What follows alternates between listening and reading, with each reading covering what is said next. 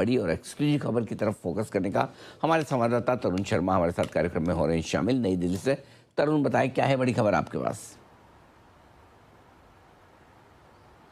Sir, मैं बताना चाहूँगा कि सेबी जो रीलिस्टिंग के नॉर्म्स हैं उसमें एक बड़ा बदलाव करने जा रहा है। सेबी इसके लिए कंसल्टेशन पेपर भी जल्द लेकर आ सकता है। सेबी जो हमारे सोर्सेज हैं वो बता रहे हैं कि जो अभी डमी प्राइस सर्किट जो होता है वो मैनुअल तरीके से लगाया जाता है, इसको ऑटोमेटेड करने का प्लान यहाँ पे सेबी कर रही है। सेबी का मानना है कि जो अभी डमी प्राइस सर्किट होता है उससे एक प्रॉपर प्राइस डिस्कवरी नहीं हो पाती है। ऐसी पिछले कई सालों में कई ऐसी रीलिस्टिंग हुई हैं जिसमें प्राइस डिस्कवरी नहीं होने की वजह से सेबी के पास उनकी शिकायतें आई हैं कि एक्सचेंज आपस में डिस्कस करके जो डमी प्राइस सर्किट लगाते हैं उस वजह से प्रॉपर प्राइस डिस्कवरी नहीं होती है।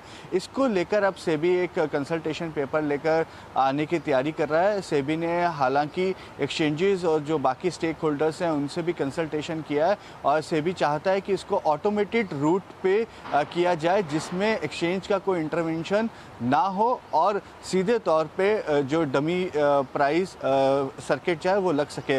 मैं अपने दर्शकों को बताना चाहूँगा कि रीलिस्टिक के अंदर जो सर्किट फिल्टर्स हैं वो 50 से 85% तक होते हैं। यदि इससे ज़्यादा प्राइस जाता है तब जो सर्किट फिल्टर है वो ट्रिगर होते हैं और ये फिल्टर भी इसलिए लगाए जाते हैं कि फैट फिंगर जैसी केसेस ना हो। और इसमें एक और बड़ा बदलाव सेबी कर सकता है कि यदि 5 पैन यूनिक होल्डर्स हैं और यदि वो रीलिस्टिंग की प्रोसेस में भाग ले रहे हैं तो उसको सक्सेसफुल माना जाएगा और यदि पहले दिन यदि वो सक्सेसफुल नहीं होता है तो जब तक वो 5 यूनिक पैन होल्डर्स नहीं आते हैं तब तक उस प्रोसेस को कंटिन्यू किया जाएगा जिससे एक प्रॉपर प्राइस डिस्कवरी यहाँ पे देखने को मिले।